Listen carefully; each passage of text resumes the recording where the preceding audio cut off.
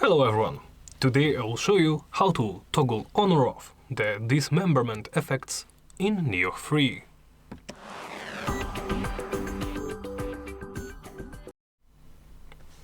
Let's begin by opening the system settings. From this menu, go to Basic Game Settings. Here, swap to the 4th page, as you can see at the bottom. Here, near the top of the page, is the dismemberment effects. As you can see, it is turned on by the default. You can adjust it as you like.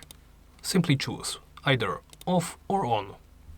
Once you make your choice, simply press the back button. Press the back button once again, and that's it.